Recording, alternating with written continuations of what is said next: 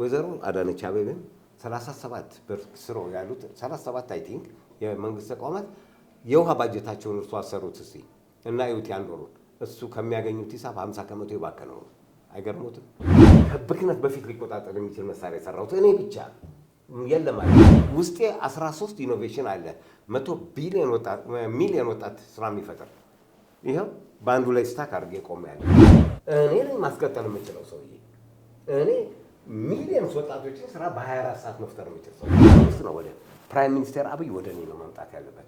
በኢትዮጵያ ታሪክ እሺ ቶ ዓለም አልበልና በኢትዮጵያ ታሪክ በስራ ፈጠራ የሚበልጠኝ ካለ አሁን ምን ያለው ያት መጥቶ ያስተምረኝ እኔ ደግሞ ላስተምር ስሙ 500 ሚሊዮን ይሄን ያህል ሚሊዮን ችግኝ ተተከለ ይባላል። ያ ችግኝ ተተክሎ እኮ ዝናብ ነው የሚመጣው አይደል? ዝናቡ ወደ ውሃ ነው አይደል? ውሃው ገደል ከገባት አይደለም ችግኝ ተከለ። ግራና ቀኝ እኮ እየተምታታብን ነው ያለው። እግራችን ቀኙ ከገኙ እየተጠላለፈ እየወደቀን ያለ ነው። ትውልድ ዘመን ታሪክን የሚለውጡ ቴክኖሎጂ ጭንቅላቴ ውስጥ ያለ ሰው ነኝ። የወሬ ሰው አይደለም። አም ዘ ማን ኦፍ ፕራክቲስ። ወደ ሀገር የሚገባ ዶላር ሀገሪቱን ሊጠቅም የሚችል የውጭ ምንዛሪ ሲመጣ ከዛ ላይ የሆነ ድርሻችን እንውሰድ እንደማለት ነው። ድርሻችን እንውሰድ እንደማለት ነው። አሁንም ምናልባት ጠቅላይ ሚኒስቴሩ ቢያገኙኝ እኔ እሳቸው ወደ እኔ ቢመጡ በጣም ደስ የሚለኝ እኔ ወደ እሳቸው ከመሄድ ነው እሳቸው ወደ እኔ ቢመጡ ነው ደፍሬ የምለው። ለምን እኔ ሀሳብ ያለኝ ሰው ነኝ፣ ተገፍቻለሁ። ለዚህች ሀገር ደግሞ ያልሆንኩት የለም። ቀድሞ በነበረው በደርግ መንግስት ጊዜ ተዋግቻለሁ ከሰሜን ሰባት ጥይት ለኢትዮጵያ ብዬ ደምቻለሁ። ያልወጣሁበት ያልተሰደድኩበት ሀገር የለም፣ ግን ተገፍቻለሁ። እኛ ሀገር ጋር በተለይ ተማርን የሚሉ ሰዎች ጋር ከሄድ በጣም ነው የሚጠሉ። አይወድሁም ወንድሜ አይወድሁም። ኢኖቬተሩን አይወዱም። መንግስት እኔን በጠራራ ፀሐይ በባውዛ ፈልጎ ነበር። እኔን ከቀኑ 9 ሰዓት ላይ ፈልጎ ወደ እኔ መጥቶ እኔ ስራ መፍጠር የምችለው ይቅርታ አድርግና ስራ ፈጠራ ምናምን ሚኒስትር በሆን ደስ ይለኛል። እኔ የተለያዩ 100 ምናምን ከተሞች ይመስሉኛል እየታደሱ ያሉት። እናንተ ከተሞች በሙሉ ወደ እኔ ነው። እንኳን ደህና መጣ አቶ ደጀኔ። እንኳን ደህና ቆየህ ወንድሜ። መልካም። ስላንተ የሰማኋቸው ጉዳዮች አሉ። በጣም እርግጠኛ ሆነ እና በጣም ተኩራርተህ የምትናገረው ነገር አለ ካለኝ መረጃ አንጻር። ኢትዮጵያ ውስጥ የመጨረሻው ትልቁ ስራ ፈጣሪ እኔ ነኝ ብለህ የምትናገረው ነገር አለ። ይሄ ነገር ከየት የመጣ ነው ወይስ እንዴት ልትናገር ቻልክ ይሄንን ጉዳይ? በጣም አመሰግናለሁ። ይሄን ልናገር የቻልኩት እንግዲህ ከተሰማራሁበት ስራ ነው። አሁን የተሰማራሁበት ስራ የውሃ ብክነትና ብክለት ኢኖቬተር ነኝ። ግሎባል ኢምፓክት አክሰለሬተር ነኝ፣ ተጽዕኖ ፈጣሪ ነኝ እና ቴክኖሎጂዎች የተለያዩ አሉኝ ከወተር ሴቭ 1 እስከ ወተር ሴቭ 12 የሚል አሁን ወተር ሴቭ 1 የሰራሁት እና ይሄ ወተር ሴቭ 1 ማለት የማይታየው ውሃ ብክነት መቆጣጠሪያ ነው እና ከኔ በላይ ስራ መፍጠር የሚችል የለም ብለሃል ላልከው፣ አዎ የለም፣ ማንም የለም። እኔ ነኝ መፍጠር እችላለሁ ማለት እችላለሁ ሳይሆን ፈጥር ያለው ነው እያልክ ያለው። አዎ ፈጥር ያለው እችላለሁ አይደለም። አዎ ፈጥር ያለው ያንን ድጋፍ የሚያደርግልኝ አካል ቢኖር ኖሮ ደግሞ ይህን ቴክኖሎጂ ወደ ስራ ውስጥ ባስገባ በእርግጠኛ ነኝ ከ30 እስከ 40 ሚሊዮን ወጣት ኢትዮጵያ ውስጥ ሚሊየንስ 100 ሚሊየንስ ደግሞ አፍሪካ ውስጥ ኦል ኦቨር ዘ ወርልድ መፍጠር እችላለሁ። ለምን አዲስ ቴክኖሎጂ ነው የሰራሁት። የማይታይ የውሃ ብክነትና ብክለት በየቤቱ እያንዳንዱ ታፕ ዋተር ዩዘርስ ኮሚኒቲ ቆጣሪ ያለው ተጠቃሚ አድራሻ የሚገጠም ነው።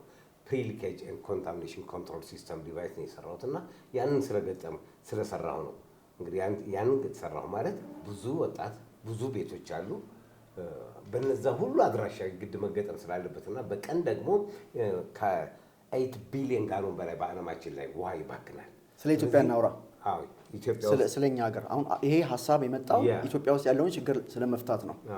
ስለዚህ ባንተ ግኝት ማለት ነው ያንተ ግኝት የውሃ ብክነትን መቀነስ ማለት ነው። መቆጣጠር ነው። ስለዚህ እንዴት አድርገህ ነው መቆጣጠር የሚቻለው የውሃ ብክነትን? የውሃ ብክነትን እንግዲህ ቀደም ሲል የነበረውን ብነግርህ መልካም ነው። ለዚህ ለመነሻነት ንገረኝ። ቀደም ሲል የውሃ ብክነት መቆጣጠሪያ ቴክኖሎጂ በእኛ አገር ደረጃ አልነበረም። የተለያዩ ዓለም ሀገራት ላይ የውሃን ብክነት ለመቆጣጠር የተለያዩ የፓይፕ ማኑፋክቸሪንግ የፕሮዳክት ታይፖች አሉ። በአሉሚኒየም በብሮንዝ የሚጠቀሙ አሉ። ኤችዲፒ፣ ኤልዲፒ፣ ፒፒአር የሚባሉ አሉ። እነዚህ አሉ። አሁን እኛ ኤችዲፒን እየተጠቀምን ነው። ፔክቴክስ ደግሞ የሚባለውን ተጣጣፊ ቧንቧዎች መጥተዋል። እነዚህ ምንድነው ብክነትን የሚቀንሱ ናቸው።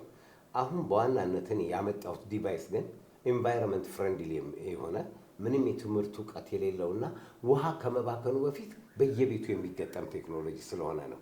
እያንዳንዱን ሰው ደግሞ በወተር ማናጅመንት ላይ በየዕለቱ የሚያሳትፍ ማለት ነው። ለምሳሌ ቀደም ሲል የነበረው ውሃ ሰው ከቆጠረበት ቤቱ ከተበላሸበት፣ በተለይ ደግሞ የነዚህ ተደራራቢ ቤቶች ከሆኑ 10 ፎቅ ካለ ከ10ኛ ፎቅ ላይ የሚከሰተው የማይታይ ውሃ ብክነት 9፣ 8ን አልፎ 7 ላይ ይመጣል። ያንን ለመመርመር ታክስ ታይም አገልግሎት አቅራቢ ጋር ቱቦቹ ሲፈነዳዱ ምናምን ማለት ነው።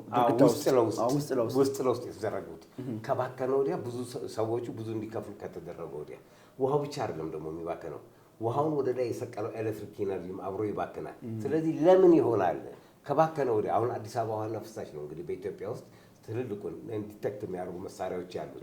አሁን ዘመናዊ መሳሪያዎች አሉ። አዲስ አበባ ውሃና ፍሳሽ ግን ፕሮፌሽናል ይጠይቃሉ፣ የትምህርት እውቀት ያለው ሰው ይጠይቃሉ። እነዛ መሳሪያዎች ነው መጠቀም። የኔ ግን ምንም የትምህርት እውቀት የሌለው ሰው በእያንዳንዱ ሰው ቤት የሚገጠምና ዴይሊ ፎሎ አፕ የሚያደርግ ነው።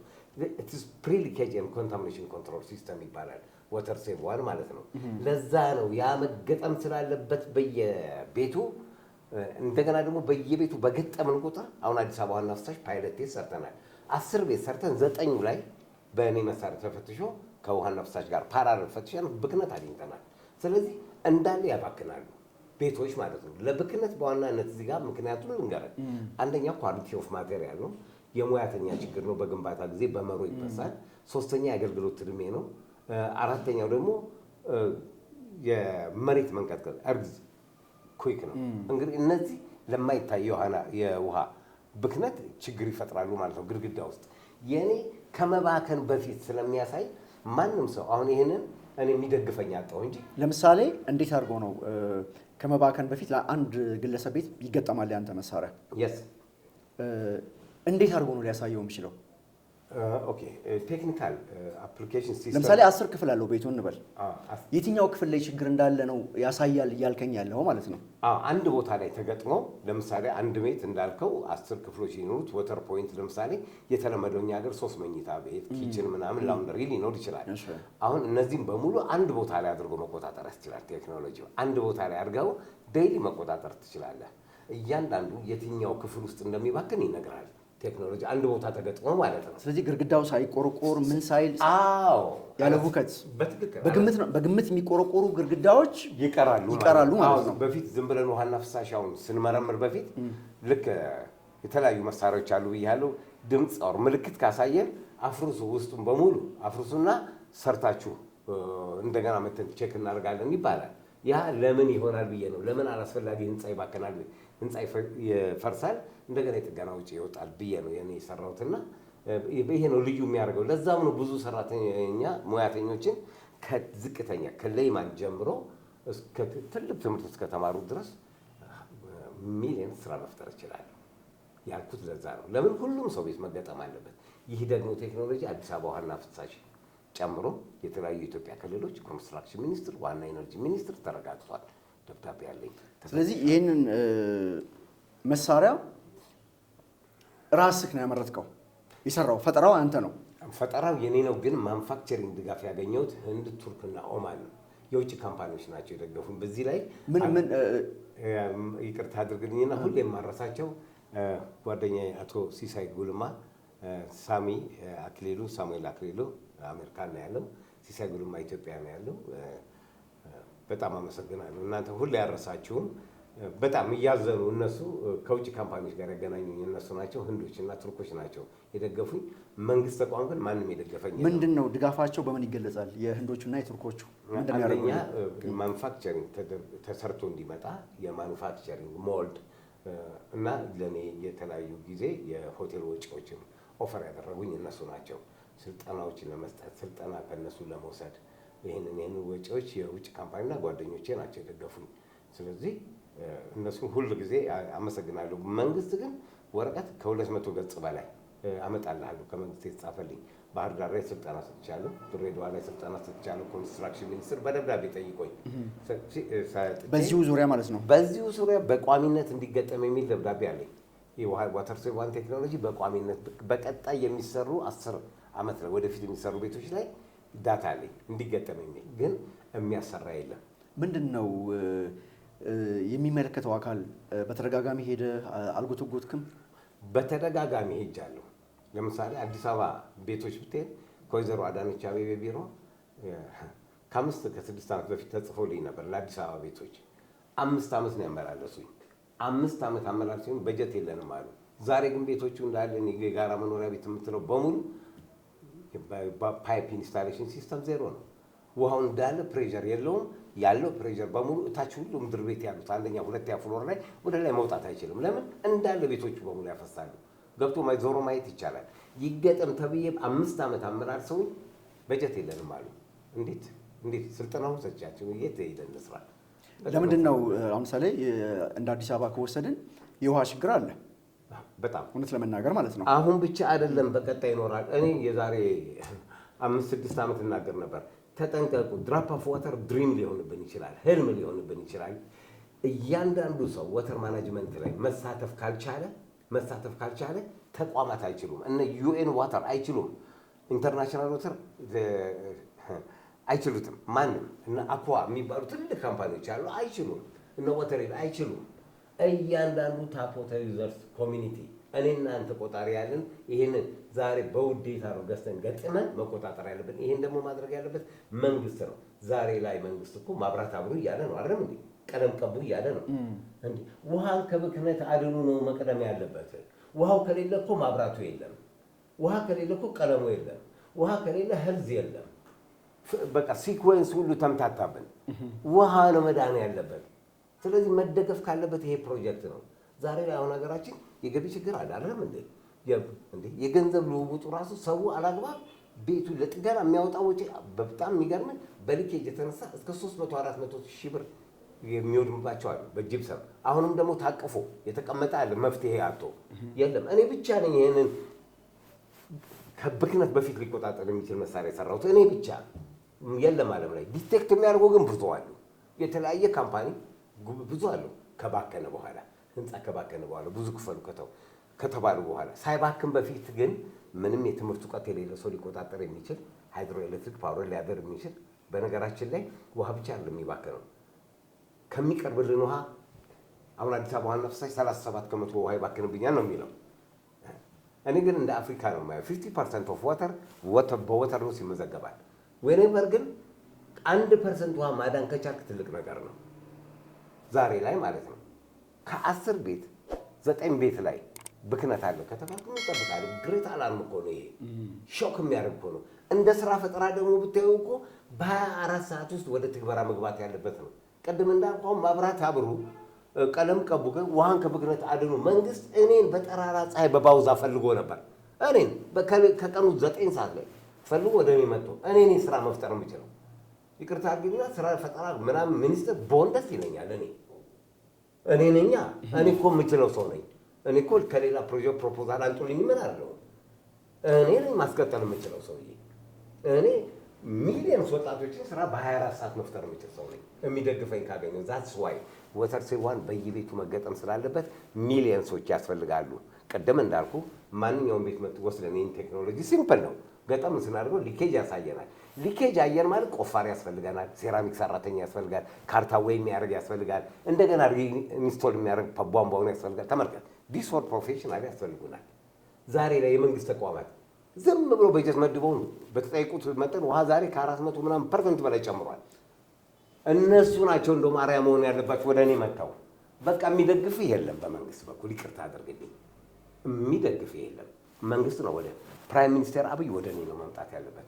በኢትዮጵያ ታሪክ እሺ ቶ ዓለም አልበል እና በኢትዮጵያ ታሪክ በስራ ፈጠራ የሚበልጠኝ ካለ አሁን ምን ያለው ያት መጥቶ ያስተምረኝ፣ እኔ ደግሞ ላስተምረኝ። ስሙ ስሞር አባውት ሚ እባካችሁ ይህን የምትከታተሉ google.com ደጀኔ ሙሉጌታ ብላችሁ ስትጽፉ ዋተር የሚል አለ፣ እሱን ተጫኑት። እንግዲህ ጠቅላይ ሚኒስትር አብይ እሳቸውም ይሁኑ ሌሎች የኢትዮጵያ መንግስት ባለስልጣናት እንግዲህ አሁን በሀገሪቱ ላይ ከፍተኛ መነቃቃት እያየን ነው አሁን ባሉት የመንግስት ባለስልጣናት አማካኝነት ማለት ነው። በተለያዩ በኮሪደር ብትል በኢንዱስትሪያል በብዙ ሴክተሮች ለውጥ እየመጣ ነው እና በጣም እርግጠኛ ነኝ ይሄ አሁን ያለው ገዢው ፓርቲ እንደዚህ አይነት ሀሳቦች እንዲህ በድፍረት የሚያመጣ ሰው ካገኘ ምንም አልጠራጠርም እንደሚቀበሉት እርግጠኛ ነኝ። እስኪ ምንድን ነው አሁን ማለት የምትፈልገው? በተለይ እንደው ከትልቁ እንጀምር፣ ከጠቅላይ ሚኒስትር አብይ እሳቸውን ማግኘት አልቻልክም? ኦኬ እንግዲህ እሳቸውን በአካል ማግኘት አልቻልኩም። ቢሮቸው ሄጄ ነበርና ከዚህ በፊት ወይዘሮ ደሚቱ የሚባሉ ነበሩ። ደሚቱ አንቢሳ እሳቸው ደብዳቤ ጽፈውልኝ ነበር ለሳይንስና ቴክኖሎጂ ሚኒስትር ድጋፍ እንዲያደርጉልኝ፣ አላደረጉልኝም። እኔ አሁን ያው ያለፈው አልፏል። አሁን ፕራይም ሚኒስትር አብይ አህመድ እኔም ቢያገኙኝ አገር እስከመሩ ድረስ እንደኔ አይነት ኢኖቬተሮችን ሰብስበው እኔም ሌሎችንም ኢኖቬተሮች ሰብስበው አዳዲስ ሀሳብ ያላኝ አሁን ሀሳብ የሌለው ሰው ነው። አሁን ማህበራዊ ሚዲያ ላይ የሚንጫጩ አሉ፣ ብዙ አሉ። ሁሉም የራሳቸውን ዓላማ አላቸው። እኔም ማህበራዊ ሚዲያ ላይ ከሚንጫጩት አንዱ ነኝ። እኔ ግን የምንጫጫው ድህነትን ቀንስ እያልኩ ነው። ስለዚህ እኔን ቢመጡ ጠቅላይ ሚኒስትር አብይ ምናልባት በእሳቸው አገዛዝ ዘመን የመጀመሪያውን የስራ ፈጠራ ይፈጥራሉ ብዬ አስባለሁ። አሁን ለምሳሌ 500 ሚሊዮን ይህን ያህል ሚሊዮን ችግኝ ተተከለ ይባላል። ያ ችግኝ ተተክሎ እኮ ዝናብ ነው የሚመጣው አይደል? ዝናቡ ወደ ውሃ ነው አይደል? ውሃው ገደል ከገባት አይደለም ችግኝ ተከለ። ግራና ቀኝ እኮ እየተምታታብን ያለ ነው። እግራችን ቀኙ ከገኑ እየተጠላለፈ እየወደቀን ያለ ነው። ስለዚህ ወደ ገደለው ስንሄድ ውሃን ነው የምናመጣው። አሁን ደግሞ ውሃ አሁን ልንገራቸው የምትከታተሉ ሴቭ ዩር ዋተር ሪሊ አሁንም ውሃ የለም። እኔ የውሃን ዋጋ በጣም በሚገርም አሁን ዛሬ 2 ሊትር ውሃ 60 ብር ነው ምናምን አሉ። ገና እየጨመረ ይሄዳል። ድሪም ይሆንብናል። በህልም ነው የምንጠጣው። ስለዚህ አሁንም ምናልባት ጠቅላይ ሚኒስቴሩ ቢያገኙኝ እኔን ከእሳቸው ወደ እኔ ቢመጡ በጣም ደስ የሚለኝ እኔ ወደ እሳቸው ከሚሄድ ነው እሳቸው ወደ እኔ ቢመጡ ነው ደፍሬ የምለው። ለምን እኔ ሀሳብ ያለኝ ሰው ነኝ። ተገፍቻለሁ። ለዚህች ሀገር ደግሞ ያልሆንኩት የለም። ቀድሞ በነበረው በደርግ መንግስት ጊዜ ተዋግቻለሁ። ከሰሜን 7 ጥይት ለኢትዮጵያ ብዬ ደምቻለሁ። ያልወጣሁበት ያልተሰደድኩበት ሀገር የለም። ግን ተገፍቻለሁ፣ በጣም ተገፍቻለሁ። ስለዚህ ፕራይም ሚኒስትሩ ያለፈውን ቂማሊዝም ልተውና አሁን ወደ ድህነት ቅነሳው ከሳቸው ጋር በቃ ወጣቶችና ደራጅ የሚሆነውም ፋይናንስ ለስልጠና የሚያስፈልገው ወጪዎች ይሸፍኑ። በቃ የትም የስራ ፈጠራ ሚኒስትር ወይዘሮ ሙፈሪያት ሳይንስና ቴክኖሎጂ ሚኒስትር፣ ዋና ኤነርጂ ሚኒስትር ኢንተግሬት እናድርግ። የአዲስ አበባ ክልል መስተዳድር አንድ ላይ ብንሆን እዚህ ከተማ ላይ የክልል ከተሞች ሚሊዮንስ ወጣቶች ስራ መፍጠር እንችላለን። ይደግፉኝ ነው የምለው። በምንድን ነው እንዲደግፉ የምትፈልገው?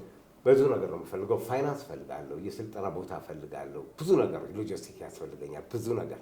እኔ መደገፍ ካለበት ፕሮጀክት በቃ እውነቴን ነው በየአመቱ መደገፍ ካለበት የዚህ አመት እንደው በጀት ወደ እኔ መዞር አለበት።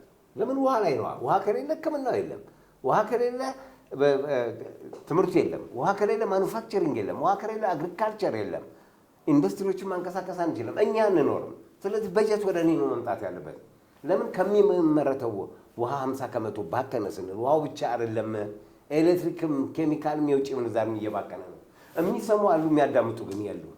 በጣም የሚገርመው የውጭዎች አሁን ኢንዱስትሪ ይሰማሉ። እኛ ሀገር ጋር በተለይ ተማሪም የሚሉ ሰዎች ጋር ከሄድ በጣም ነው የሚጠሉ። አይወድሁም፣ ወንድሜ አይወድሁም። ኢኖቬተሩን አይወዱም። እንዴ ይሄ ኮንስትራክሽን ሚኒስትር እኮ ይሄንን እኔ አሁን ብዙ ኮንሰልታንቶች ጋር ሲሄድ ኮንሰልታንቶች አሁን የቢልዲንግ ህንፃው እንግዲህ ሊኬጅ ማለት ለህንፃ ካንሰር ነው። ፕሪ ሊኬጅ መሳሪያ አለ ስላቸው አያቀርቡም። ለምን ከኔ በላይ እንዴት አወቀው? እኔ እኮ ፈጣሪ መሆኑን የቴክኖሎጂ ፈጣሪ መሆኑን አያውቁትም።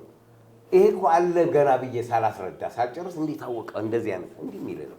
ስለዚህ ደብዳቤ አለኝ፣ ኮንስትራክሽን ሚኒስትር፣ ዋና ኤነርጂ ድጋፍ አለኝ። በሁሉም መሬት ላይ የሚታይ ነገር ነው የሰራው። እንዳልኩ ጎግል ገብቶ ማየት ይቻላል። እኔ ለምንድን ነው የውጭዎች እኔ ሊደግፉ የመጡት? አሁን ለምሳሌ ቲክቶክ ላይ ዝም ብዬ ፖስት ሳደርግ ጀርመን ኤምባሲ የኛ አምባሳደሩ በጣም በሚገርም ሁኔታ የአዲስ አበባ ዋና ስራ አስኪያጅ ሁሉ ተገናኝተናል። ሂልተን ሆቴል ስልጠና ሰጥተናል። ይህን ቴክኖሎጂ በሚመለከት ለምንድን ነው ሀገር ውስጥ ያሉ ሰዎች ለምንድን ነው የማያዩ? ለምንድን ነው የማያሰሩን? ማኑፋክቸሪንግ ከውጭ ነው ማህበራዊ ሚዲያ ላይ ስጻጻፍ ያገኘሁት። ኢትዮጵያ ውስጥ ግን በአካል ሄጄ በአማርኛ ሀገር ውስጥ መስራት አልቻልኩም። ምን ትላለህ ወንድሜ? ሀገሬ ውስጥ በአማርኛ በቃ ኦንሊ ካንትሪ እኮ ያለችኝ ኢትዮጵያ ነች። እድሜ 1/3 እድሜ እንደተንከራተትኩ አለፈ ጎበዝ። በሚገርም ሁኔታ ውስጤ 13 ኢኖቬሽን አለ 100 ሚሊዮን ወጣት ስራ የሚፈጥር ይኸው በአንዱ ላይ ስታክ አድርጌ ቆሜያለሁ። እንደውም መቆየቴ ራሱ በእግዚአብሔር ኃይል ነው። እውነቴን ነው፣ በእግዚአብሔር ኃይል ነው እንጂ እንዴ። ስለዚህ አሁን ጠቅላይ ሚኒስትር አብይ አሁን በሆነ አጋጣሚ ይሄን ፕሮግራም ቢሰሙ ያስጠሩኛል ብለህ ታስባለህ እንዴ? ማንም ጋር አይሄዱ። ነገርኩህ እኮ ሚሊየንስ ወጣት የምፈጥር ሰው ወደ እኔ ባይመጡ ነው የሚገርመኝ። ወይዘሮ አዳነች አቤቤ እየሰሙኝ ነው። በክልል በእርሶ ስር 37 ተቋማት በላይ አሉ። እነሱ በሙሉ በየአመቱ የውሃ የሚያባክኑትን ይሁ ለአዲስ አበባ ውሃና ፍሳሽ ደግሞ ይሄ ቴክኖሎጂ ደብዳቤ አለኝ ግንዛቤ ማስጨበጫ እንሰጣለን ብሎ የጻፈው ለከፍተኛ ውሃ ተጠቃሚዎች ለእነሱ የጻፈው ደብዳቤ አለ። መመሪያ ፈልጋለሁ ነው ያላቸው። ከዚህ በፊት አንድ በኤሌክትሪክ ላይ የሚሰራ ፈጠራ የሰሩ አንድ ዶክተር ዘመድ ነበረኝና ውሃና ፍሳሽ ሄዶ ስለኔ ነገሯቸው። እኔ ኢነርጂ ሴቭ የሚያደርግ ጓደኛዬና አቶ ደጀኔ ሙልጌታ የሚባል አለ ለምን አትደግፉትም ብሎ ጠየቀ። እኛ እኮ ፖሊሲ ነው፣ ጓደኞቼ ናቸው እነዛ እኔን የያዙኝ ያሰሩኝ። ውሃና ፍሳሽ 22 ዓመት ፖሊሲ ምን ፖሊሲ ያስፈልጋል? ውሃ እየባከነ ፖሊሲ ትላለህ? እንደሚያደንልህ ነገር እየመጣ እርምጃ መውሰድ ነው። ስለዚህ ወይዘሮ አዳነች አቤቤን 37 በስሮ ያሉት 37 አይ ቲንክ የመንግስት ተቋማት የውሃ ባጀታቸውን እርሱ አሰሩት እስኪ እና ይሁት ያንዶሩን እሱ ከሚያገኙት ሂሳብ 50 ከመቶ የባከነው ነው። አይገርሞትም? ስለዚህ ህንፃውም ላይ የሚደርሰው ውድመት አሁን ለምሳሌ በህንፃ ብዙ ብር ወጥቶ ህንፃ ታድሷል አይደል? አሁንም ሊኬጅ ያበላሸዋል። የውሃው እኮ የሚገርም ውሃው መባከኑ አይደለም ህንፃው ውድመቱ። ህንፃው ግድ የለም ይውደም ይሰራል። ውሃ ግን መተኪያ የሌለው ሀብት ነው። ስለዚህ እንደውም በቀጣይ መስራት ካለብን አሁንም ላስጠንቀቃችሁ ይሄንን እኔ እኮ እንዴ የትኛውም ካምፓስ እኮ መግባት አያስፈልገኝም። ከ30 ቤስት በቃ በኢንቫይሮንመንት ላይ ቤስት ፕሮፌሽናል ነኝ። እድሜን በሙሉ 13 ይርስ ጎግል ግቡና ይኸው በሊንክዲን ይሁን እንዴ። ስለዚህ ውሃን ሴፍ ማድረግ የማንኛውም ሰው ኃላፊነት። አንድ ወቅት የገንዘብ ድጋፍ እንዳገኘ መረጃ አለኝ። ብዙ ብር ነው። ምን ሆነ ያ ጉዳይ?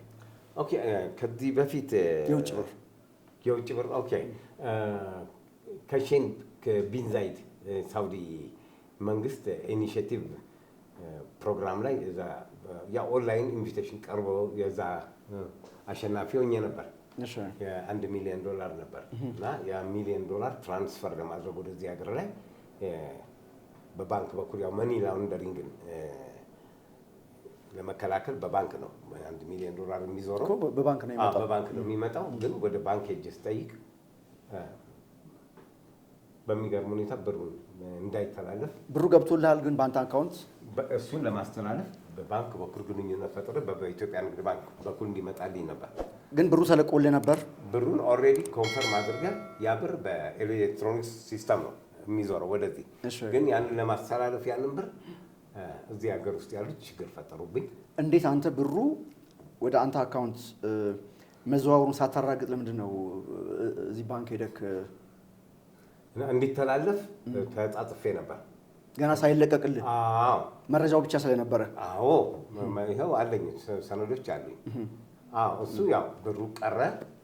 ኤኒዌይስ ድጋሚ ለመጠየቅም ኤክስፓየር ዳረገ። ምንድን ነው እንትን ነው ፕሮግራም ነው ኢኒሺየቲቭ እሱ አይደለም። ብሩ ለምን ኢትዮጵያ እንዲመጣ አልተፈለገም? ያልተፈለገበት ምክንያት እኔ ሊገባኝ አልቻለም። እኔ ብሩ ለእኔ ነው የመጣልኝ። ያንን ለማስተላለፍ እዚህ ባንኮች ኢትዮጵያ ንግድ ባንክ በወቅቱ የነበሩ ሰዎች ችግር ፈጠሩብኝ። ምንድን ነው የፈጠሩብህ ችግር? ኦኬ ያንን ብር ወደዚህ ለማስተላለፍ የራሳቸውን ፍላጎት እዛ ላይ የጠየቁኝ ነገር ነበር። ምን የሚጠይቁ ብሪፍ አድርግ እስኪ እዚህ ላይ የዛን የሚተላለፈውን ገንዘብ ወደዚህ ለማድረግ በእነሱ ራሳቸው የሆነ ብር እንፈልጋለን አሉ።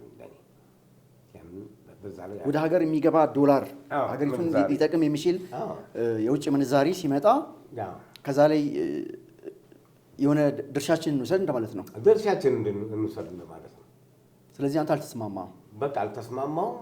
በወቅቱም ኮሮና ነበረ፣ ወቅቱም አለፈብኝ። በሚገርም ሁኔታ ግን አሁን ከ4 ነው ከ5 ቀን በፊት ያው ራሱ ቢንጃ ኢኒሼቲቭ አሁን መጥቶልኛል ድጋሚ አግኝቼዋለሁ። እንደገና ማመልከቻ አግኝቼ የጠየኩ ነው። ምን ተሰማኝ ዛኔ? እንግዲህ በጣም ብዙ ብር ነው። ምንም አልተሰማኝም። ለምን መሰለህ? የኔ ህልም ችግርን መፍታት ነው። ችግርን ከፈታው ብዙ ነገር እንደሚመጣ አውቃለሁ። እኔ አሁን ወተር ሴቫል ማለት በየቤቱ በኦልቨር ደወለድ የሚገጠም ነው። ቅድም ከመሀል ላይ አቋርጬ ባለሁ ሂልተን ሆቴል ስልጠና የዛሬ ዓመት ሰጥተናል ብያለሁ። አሁን እዛ ላይ በጀርመን ኤምባሲ አማካኝነት ነው ያገኘሁት። ያንን ቴክኖሎጂ አሁን ኡጋንዳ፣ ታንዛኒያ እና ኬንያ እና ሩዋንዳ አግኝቻለሁ።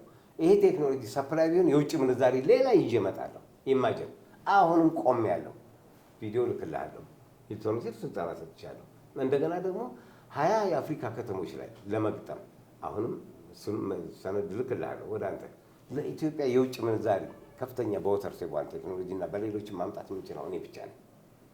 እኔ ብሰራ እኔ ብደገፍ ይህም ሁሉ ነገር መስራት እችላለሁ። እሱም ብቻ አይደለም። ዋተር ኮንታሚኔሽን ከተቆጣጠርኩኝ መቆጣጠር ከቻለ ዲቫይሴ ለሕክምና የሚወጣው ከ10 በላይ ወተር ቦርንስ አሉ። ለእነሱ የሚወጣው የህፃናት ሞትን ሄልዝን ኢምፕሩቭ ማድረግ እንችላለን። ለመድኃኒት ግዢ የሚመጣውን ሴቭ ማድረግ እንችላለን። ብቻ በአጠቃላይ ወተር ሴቫል ዘርፈ ብዙ ነው።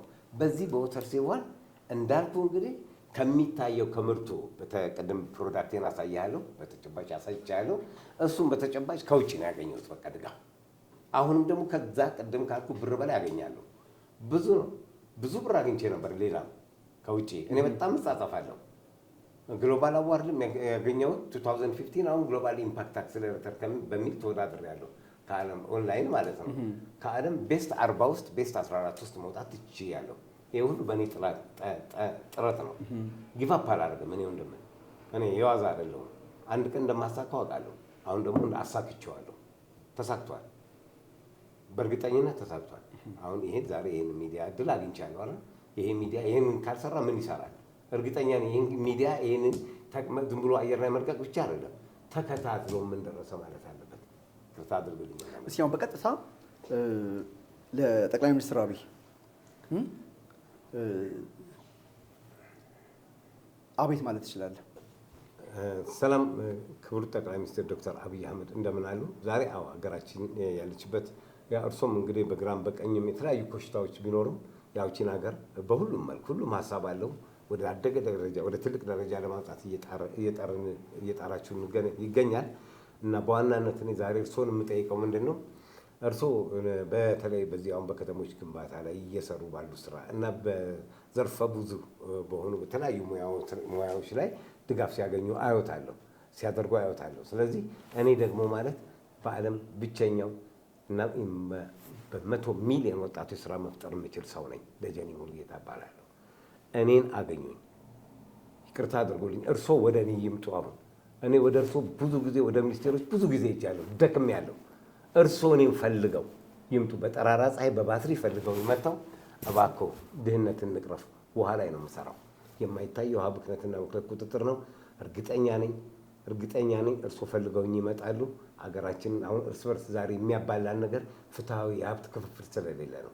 ስለዚህ ሁሉም ወጣቶች እንዲሰሩ ብናደርግ ከተሞቻችን አሁን ዛሬ ያደጉት ደረጃ በእጥፍ ትልቁ ኢንፑት ውሃ ነው። ዛሬ ከተሞች አምረዋል፣ ግን ውሃ ሲስተማቸው የተበላሸ ነው። 100% የተበላሸ ነው፣ እርግጠኛ ነኝ። ስለዚህ ይህንን ችግር ለመቅረፍ እንችል ዘንድ የእርስዎን ድጋፍ እፈልጋለሁ። የእርስዎን ድጋፍ ለአንዴና ለመጨረሻ ጊዜ ጠይቆታለሁ። እውነቴን ነው የምሎት። ይህንን ጠብቅና እንግዲህ መጨረሻው ካልሆነ ስደት አማራጭ ነው የሚሆነው። አመሰግናለሁ። መልካም። እንግዲህ በእኔ እምነት ደግሞ ስደት የመጨረሻው አማራጭ ይሆናል ብዬ አላስብም። አሁንም ሰፊ እድሎች አሉ። አሁንም መትጋት አለብን። በኢትዮጵያ ተስፋ አንቆርጥም። በሀገር ላይ አስቆርጥም። በኢትዮጵያ ተስፋ አንቆርጥም። ስለዚህ አንተ በዚህ ደረጃ በራስ የምትተማመን ሰው እንደሆንክ ተረድቻለሁ። እኔ በዚህ ደረጃ ከተናገርክ መስራት ትችላለህ ማለት ነው። በትክክል። ስለዚህ ይሄ ነገር ውጤታማ እንደሚሆን ምንም አልጠራጠርም። ከዚህ ባለፈ ግን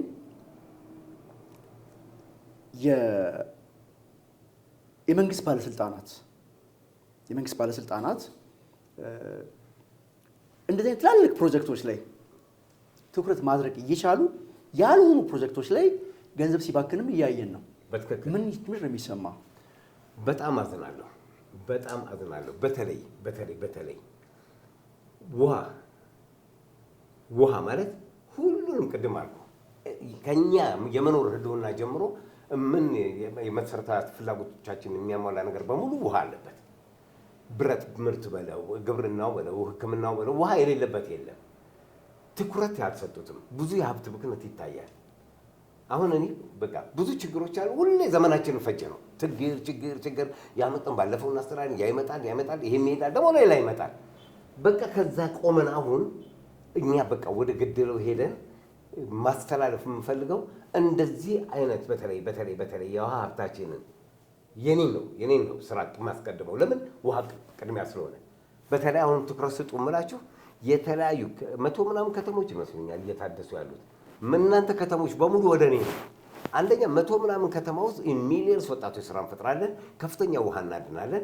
ውሃ ብቻ ሳይሆን ሃይድሮኤሌክትሪክ ፓወር እናድናለን። እንደኔ አይነት ሀሳብ ያለውን ሰው ፈልጉ። ኖ ሞር ኒድ ቶኪንግ፣ ወሬ አይደለም፣ ሀሳብ ያለው መሬት ላይ ተጨባጭ የወረደ ነገር ይዞ የመጣን ሰው ተከተሉ። ምንም ማለት እኮ አይደለም። ዝቅ በሉ እስቲ፣ እላይ የምትመሩ ሰዎች ዝቅ በሉ።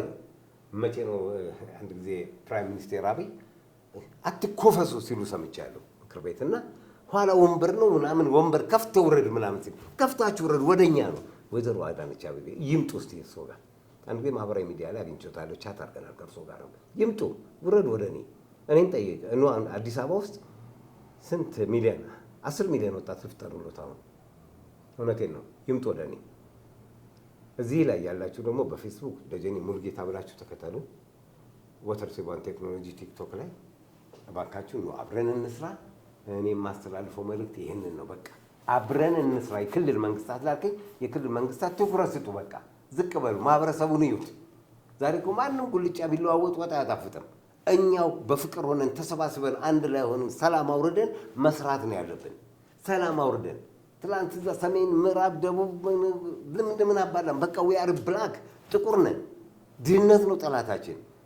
እንደኔ አይነት ሰዎች እኮ እየተገፉ ነው ዛሬ ሰው ጫካ የሚገባው። እንዴ እኔ እኮ ጫካ ለመግባቴ እውነቴን እኮ ነው ማለት እኔም ያው ከተማው ጫካ እስኪሆን እየጠበኩ ይመስለኛል። እውነቴን ነው የምለው። በቃ አትስራ ተብዬ ጉሮሬን እኮ ነው የተያዝኩት። በሄድኩበት ሴክተር የሌለኝ ድጋፍ ወረቀት የለም። እባካችሁ አሰሩ ወንድሜ። እኔ እንጃ በጣም ስሜታዊ ስለሚያደርገኝ ነው። ይቅርታ። አይ ነፃ ሀሳብ ነው። ነፃ ሀሳብ ስለሆነ የመብት ነው፣ የመናገር መብት አለ። ታንክ ዩ። ወደ ማጠቃለያችን ስንመጣ ስትናገር አንዳንድ ሰዎች የነገሩኝ መረጃ አለ። እኔ በጣም ሀብታም ነኝ፣ እዚህ ሀገር የመጨረሻው ሀብታም ነኝ የሚል ነገር ትናገራለህ አሉ። እውነት ነው ይህ ነገር? በጣም ጭንቅላት ሀብት ማለት ጭንቅላት ውስጥ ስላለ ሀብታም ነኝ። በጣም ሰላሜን እጠብቃለሁ። ሁልጊዜ በሚደርስበኝ ነገር መከፋት ሁሉ በጣም ደስተኛ ነኝ። ስለዚህ ከጤና በላይ ሀብት የለም። ቢሊየንስ፣ ትሪሊየንስ፣ ኳትሪሊየን፣ ቺትሪሊየን ገንዘብ ቢኖርን ጤና ከሌለ ፍቺት ምን ይንገለስ? ስለዚህ ጤና የተሟላ ስለሆነ በጣም ሀብታም ነኝ። ደግሞ እውቀት በጣም ብዙ እውቀት አለኝ ውስጤ። ብዙ የማያስተኙ ነገሮች አሉ። ኤኒዌይስ አይ ቢካም ትሩ ማይ ድሪም። በቅርቡ ህልሞቼን በእውን አደርጋለሁ። ደግሞ አንተ ጥሩ ወቅት ላይ ነው የተገናኘ ነው። አሁን ወቅቱም በጣም ጥሩ ነው፣ የመሯሯጥ ወቅት ላይ ነው ያለ ነው እና ከዚህ በኋላ ሁላችንም ትራንስፎርም እናደርጋለን። እንደናንተ አይነት ወንድምም ናስቲ ሀሳብህን ናስቲ ያለውን ወንድሜ ንገረን እስቲ ይስሙ ብለህ ወደዚህ ስላመጣኸኝ ፊል ሀፒ። ከዚህ በላይ ሀብት አለ። ስለዚህ ሰውም ሀብት ይሆናል። መልካም ሀብት ይሆናል። እንግዲህ ጥሪያችንን አክብረህ እዚህ ስቱዲዮ በመገኘት እጅግ አድርጌ አመሰግናለሁ። በሌላ ፕሮግራም እንደምንገናኝ ተስፋ አደርጋለሁ። በስኬት ስኬታማ ሆነ እዚህ ሀገር ላይ በቅድም የጠቀስካቸው ወጣቶች በሚሊዮን የሚቆጠሩ ወጣቶች ስራ ይዘው ስራ ፈጥረው በአንተ በኩል የሚመጡት ፕሮጀክቶች ለሌሎች ኢትዮጵያውያን ወንድሞቻችን ተርፎ ሀገራችን በልጽጋ ሰላሟ ተረጋግጦ በደስታ እንደምንገናኝ ተስፋ አደርጋለሁ። አትጠራጠር። እኔ ደግሞ ለኢትዮጵያ እውነቴን ነው ብቸኛ ልጇ ለ100 ሚሊዮን ወጣቶች 12 ልዩ ትውልድ ዘመን ታሪክን የሚለውጡ ቴክኖሎጂ ጭንቅላቴ ውስጥ ያለ ሰው ነኝ። የወሬ ሰው አይደለሁም። አም ዘ ማን ኦፍ ፕራክቲስ። በእርግጠኝነት ሀገራችን ከድህነት እናወጣለን፣ አንድ እንሆናለን፣ እንሰባሰባለን። የጋራ ጠላታችን ድህነትና ድህነት ብቻ ነው። ችግር አለብን፣ የመልካም አስተዳደር ችግር። እባካችሁ መንግስትን አታስወቅሱ። የመንግስት ባለስልጣናት መንግስትን አታስወቅሱ። አዲስ አበባ ቤቶች መንግስትን፣ ውሃና ፍሳሽ ባለስልጣን 22 ዓመት የሰራውባችሁ እናንተ ዛሬ ውሃ ገደል እየገባ እያያችሁ ነው። ለሰው ወተር ሴዋን ያላስተዋወቃችሁ ሰዎች በሰነድ አለኝ ሁሉም ነገር። ግን ሁሉም ያልፋል። የኔ ወንድም እርግጠኝነት እንዳልከው በስኬት እንገናኛለን። አመሰግናለሁ።